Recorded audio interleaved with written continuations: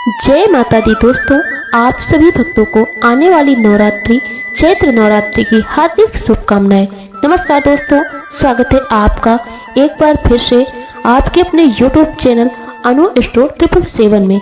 दोस्तों, आज के वीडियो में जानेंगे नवरात्रि कब से शुरू हो रही है और कब समाप्त होगी, किस तारीख व्रत रखा जाएगा और रामनवमी कब मनाई जाएगी। साथ ही इस वीडियो में हम जानेंगे कि नवरात्रि पूजन कैसे करना चाहिए और किन महिलाओं को नवरात्रि का व्रत रखना चाहिए और किन्हें नहीं रखना चाहिए, व्रत और पूजा के नियम क्या हैं। इन सभी बातों पर आज के इस वीडियो में हम आपको विस्तार से बताएंगे। ये वीडियो आपके लिए बहुत ही ज्ञानवर्धक साबित होने वाली है, इसलिए इसे अंत तक जरूर देखें और कमेंट बॉक्स में जय माता दी जरूर लिखें। होलिका दहन के बाद चैत्र मास का आरंभ होता है और इसी के साथ हिंदू नववर्ष भी शुरू होता है। हिंदू पंचांग के अनुसार चैत्र नवरात्रि बहुत महत्वपूर्ण होती है, क्योंकि इसी समय देवी दुर्गा के 9 रूपों की पूजा की जाती है। और घट स्थापना और कलश स्थापना किस दिन है और किस मुहूर्त में करना चाहिए, आइए जानते हैं। अखंड ज्योत जलाने का सही तरीका क्या है, पूजा विधि और मंत्र कौन कौन से हैं, इन सभी महत्वपूर्ण विषयों पर इस वीडियो में जानकारी दी जाएगी। नवरात्रि में माता रानी की आराधना करने से सभी दुख और संकट समाप्त हो जाते हैं। कुछ लोग पूरे 9 दिन व्रत रखते हैं, जबकि कुछ पहले और आखिरी दिन उपवास रखते हैं। हर किसी की अपनी अपनी मान्यताएं हैं और हर उपासना का अपना अपना महत्व है। बहुत से लोग जानते होंगे कि एक साल में 4 नवरात्रि होती हैं, 2 गुप्त नवरात्रि और 2 सार्वजनिक रूप से मनाई जाने वाली नवरात्रि। चैत्र और शारदीय नवरात्रि को विशेष रूप से मनाया जाता है, जबकि गुप्त नवरात्रि साधकों के लिए अधिक महत्वपूर्ण होती है। अगर आपको ये वीडियो पसंद आए और ज्ञानवर्धक लगे तो लाइक जरूर करें। आपका एक लाइक हमारे लिए बहुत महत्वपूर्ण है। हम आपको जो जानकारी दे रहे हैं वो शास्त्रों और पंचांग पर आधारित होती है। दोस्तों, जैसे कि आप जानते हैं कि नवरात्रि साल में 4 बार आती है। इनमें से 2 गुप्त नवरात्रि होती हैं और 2 प्रमुख नवरात्रि, जिनमें बड़े हर्षोल्लास के साथ मनाया जाता है। चैत्र नवरात्रि नया संवत हिंदू नववर्ष शुरू होने के साथ आती है और बहुत शुभ मानी जाती है। अश्विन नवरात्रि, जिसे शारदीय नवरात्रि भी कहा जाता है, दशहरे से पहले आती है और इसे बहुत धूमधाम से मनाया जाता है। माघ नवरात्रि और आषाढ़ नवरात्रि गुप्त नवरात्रि होती हैं, जिनका विशेष महत्व साधकों के लिए होता है। चैत्र नवरात्रि का विशेष महत्व होता है क्योंकि यह नए संवत के आरंभ के लिए मानी जाती है और इस दिन ग्रहों की स्थिति से पूरे वर्ष की संभावनाओं का आकलन किया जाता है। चैत्र नवरात्रि का पर्व हर साल श्रद्धा और जोश के साथ मनाया जाता है, लेकिन इस साल इस पर्व में कुछ खास बात है जो इसे और भी विशेष बना रही है। और इस बार माँ दुर्गा अपनी सवारी के रूप में हाथी पर सवार होकर आ रही है। हिंदू धर्म में देवी दुर्गा की सवारी का बहुत बड़ा महत्व होता है और जब वो हाथी पर सवार होकर आती है तो इसे एक खास शुभ संकेत माना जाता है। हाथी को भारतीय संस्कृति में शांति, समृद्धि और यादों का प्रतीक माना जाता है। इसे भगवान गणेश की सवारी भी माना जाता है। और अब जब माँ दुर्गा हाथी पर सवार होकर आ रही हैं, तो ये समय और भी अधिक महत्व रखता है। इसका मतलब कि आने वाला समय देश में शांति और समृद्धि का प्रतीक होगा। ये संकेत है कि हमें इस समय अपने जीवन में शांति, सकारात्मकता और समृद्धि की दिशा में कदम बढ़ाने चाहिए। चैत्र नवरात्रि हिंदू धर्म का एक महत्वपूर्ण पर्व है, जो हर साल खास तौर पर माँ दुर्गा की पूजा और व्रत के लिए मनाया जाता है।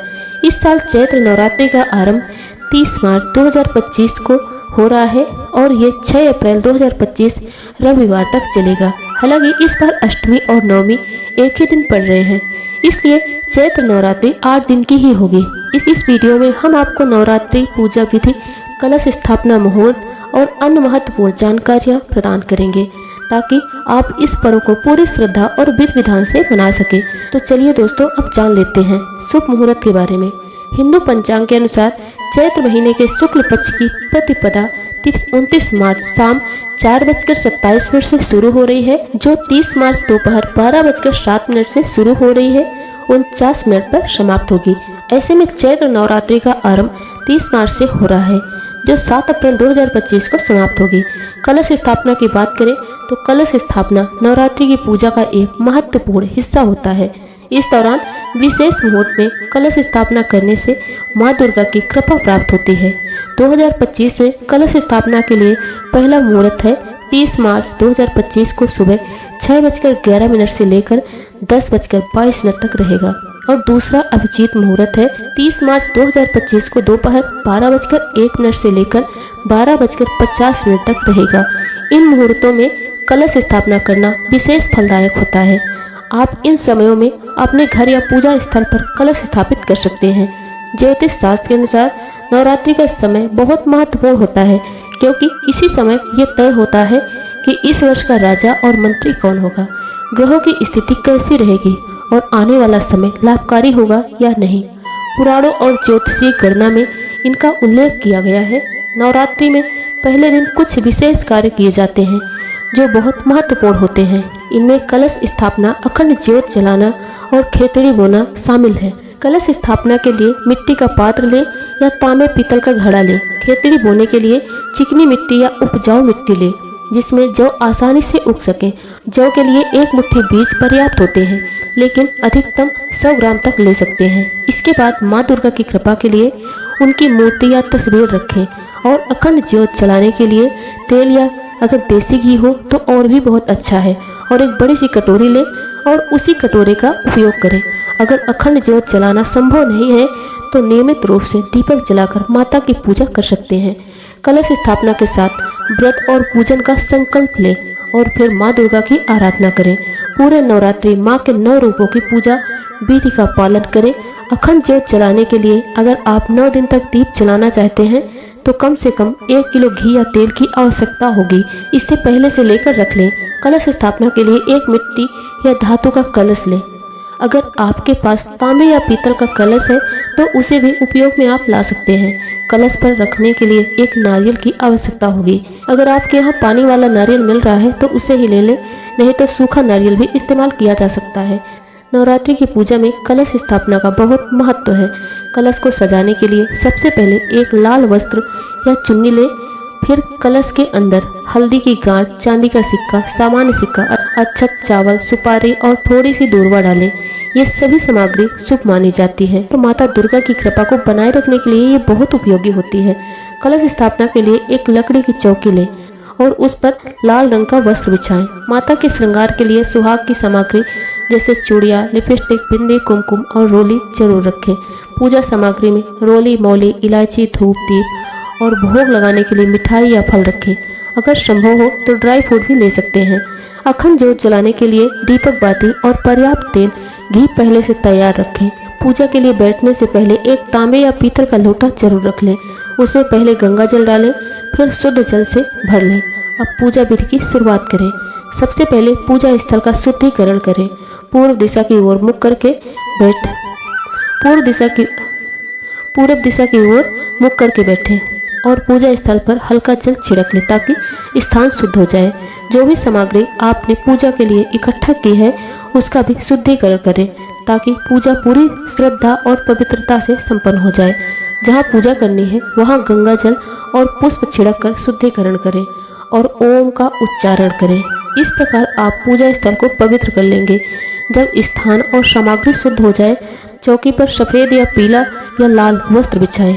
यदि चौकी उपलब्ध नहीं है तो पूजा स्थल पर उचित व्यवस्था करें। अब सबसे पहले माता की तस्वीर या मूर्ति को वहां पर स्थापित करें। माता को विराजमान करने के लिए अक्षत लेकर उनका आसन बिछाएं और फिर तस्वीर या प्रतिमा को वहां पर रख दें। अब जवारे बोने की तैयारी करें। इसके लिए जौ को 1 या 2 घंटे पहले पानी में भिगोकर निकाल लें। उसमें रेत डालें और फिर जौ डालें। जौ डालने के बाद उस पर हल्की हल्की सी मिट्टी की परत डालें। इस पात्र को माता के दाहिनी ओर रखें। अगर आप चाहें तो इस पर कलश रख सकते हैं या फिर अलग से भी कलश स्थापना कर सकते हैं। अलग अलग से कलश स्थापित कर रहे हैं तो पहले उस कलश के नीचे चावल या गेहूं रखें और फिर उस पर कलश रखें। अब कलश में गंगा जल डालें और उसमें हल्दी की गांठ, साबुत हल्दी, सिक्का, कमलगट्टे, सुपारी और दूर्वा डालें। सुपारी और सिक्का डालना आवश्यक है। बाकी सामग्री न होने पर भी कोई समस्या नहीं है। अब कलश को ढककर उस पर थोड़ा सा अक्षत डालें और फिर उसके बाद नारियल स्थापित करें। नारियल के ऊपर चुनरी लपेटकर, अगर चुनरी उपलब्ध नहीं है तो कलावा या सफ़ेद धागा लपेटकर रख सकते हैं। नारियल को कलश के ऊपर इस तरह रखें कि उसका मुंह आपकी ओर रहे। अब अखंड ज्योत जलाने की तैयारी करें। इसके लिए बड़ा सा दीपक लें, उसमें बत्ती लगाकर किसी पात्र में घी भर दें। दीपक को स्थापित करने के लिए उसके नीचे चावल रखें और चावल का आसन बनाकर उस पर दीपक रखें। यह ज्योत 9 दिनों तक निरंतर चलती रहनी चाहिए, इसलिए इसे सुरक्षित स्थान पर रखें। अंत में भगवान गणेश की प्रतिमा स्थापित करें। अब पूजन आरंभ करें। सबसे पहले संकल्प लिया जाएगा। संकल्प से पहले जल से शुद्धिकरण किया जाएगा। आप आसन पर बैठे हैं, अपने हाथ पृथ्वी पर रखें और माता से प्रार्थना करें। मंत्र का उच्चारण करें। मंत्र है ओम पृथ्वी दयादाता लोक देवी विष्णुनाथ तथा महादेवी पवित्रम गुरु आसदम। यदि आप विवाहित हैं तो पति पत्नी साथ में पूजा करें। अब जल से आचमन करें। सीधे हाथ में जल लें और एक दीप प्रज्वलित करें। यदि संभव हो तो अखंड ज्योति भी जलाएं, क्योंकि नवरात्रि में अखंड ज्योति का विशेष महत्व है। जानकारी नवरात्रि में माता रानी की पूजा कैसे करें और घट स्थापना कैसे करें और क्या मुहूर्त है, हमारे द्वारा दी गई जानकारी आपको कैसी लगी, कमेंट बॉक्स में अपने विचार हमसे साझा जरूर करें। वीडियो पसंद आए तो वीडियो को लाइक करें और अपने दोस्तों में ज़्यादा से ज़्यादा शेयर करें। हमारे यूट्यूब चैनल में आप पहली बार हैं तो हमारा यूट्यूब चैनल अनु स्ट्रो 777 सब्सक्राइब करना न भूलें। साथ ही बेल आइकन प्रेस कर दें, जिससे हमारे वीडियो का नोटिफिकेशन सबसे पहले आपको मिल सके। और आज का वीडियो बस यहीं तक। मिलते हैं अगले वीडियो के साथ। धन्यवाद। जय माता दी।